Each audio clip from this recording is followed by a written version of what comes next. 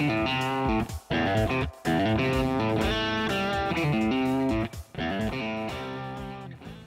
Poet Sports fans, Thomas Harrison here with Rob Coleman, of course the man of the hour here on Coleman's Corner.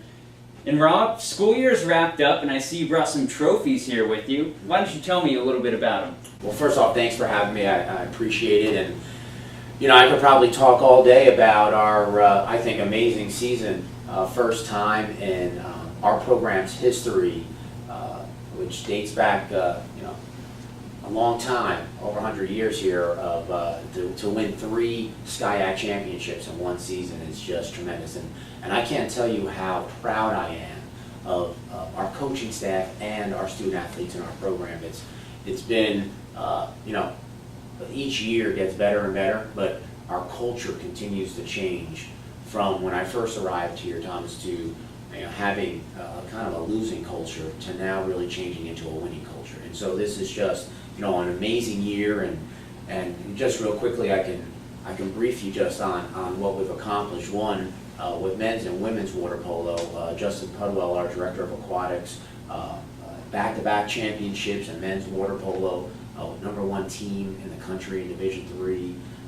The same to be said for our women's water polo for the first time, #1 in the country in Division III and winning a SCIAC championship. Amazing year for aquatics. Each year gets better and better. And so I'm super excited about what they've been able to build there and where we're going, because I don't think by any stretch of the imagination we're done with a host of our women's players coming back. I don't even believe we had one senior this year. And Justin, though we've lost some tremendous players in our program, I think his recruiting was awesome here through the spring and into the early summer here. So I think aquatics will continue to be very good. And then the third championship was with Dee Dee Kingsbury in our softball program. A great addition to our staff. Dee Dee was this past summer. Just a great individual, great person. Brought a tremendous work ethic into softball, trying to change that culture. And the ladies on that program, who were making the playoffs, 4th place, 3rd place for most of their career, broke the wall down finally and brought a championship to us. So just a tremendous season, as I said. Even not just these 3 championships. We've had a host of other teams do really well this year. Again, being ranked in top 30 in the country in their particular sport. And so, we're thrilled about, what we're able to accomplish and then, where we're going from here. Well, you mentioned the 3 SCIAC championships right here in front of me. And it's not about getting success, it's about sustaining success. And that starts here in the off season. What do you do and what have you done differently to bring success to the Poet Athletics? Well, I really do believe it starts with our staff, with our coaches first, quite honestly. And we have each August, we have a retreat with our staff, and we will continue as we did, the last couple of years. And last year was great because we brought Sue Enquist in, legendary softball coach at UCLA, and we just had a great retreat with her last year. Again, talking about our winning culture. And we're going into a contract with another company called HumanX, who we want to catapult, as you just mentioned, where we are with our culture, how we can continue to bring that winning culture, how we can have that one, feeling about our program with everybody, not just one team having a culture and another team having a different culture. It's our whole program having that winning culture and how we go out and market that and how that transcends down to our student athletes. And so that's really important that we have tremendous buy-in from our coaching staff on our culture, because I do think it's a trickle-down effect with our student athletes. So that's how I feel we continue to catapult. And we got a good buzz going on in our program from this. I think it antes up for other coaches who have been close, and now how we can do that, and for others who still haven't really got to that point, how they can just move up the rankings. And that's another big thing that we talk about. I mean, in SCIAC, we have a Commissioner's Cup each year for the top 9 schools, and CMS, just has a tremendous program. They've won that pretty regularly, during my career. But for us, we've gone from 8th and 9th place, and now we've hopped up into 5th place 10 points away from fourth place. First time we've ever gone over 100 points in one season. First time that our women's program got more points than our men's program. And that's another thing about our culture is that wasn't the case for many years. I'm really proud about our female athletic programs and what they're doing. You know, now there's kind of like, hey guys, you know, now the ladies just passed you. How do we get back up there? How do we get to 120 points? How do we get into the top 4?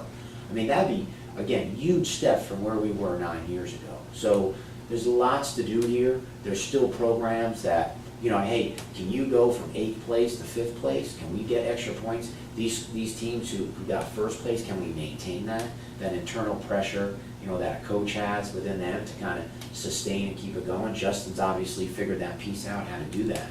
And so, you know, we think we'll be a player in these particular sports, but we also feel there's a few others coming around the corner.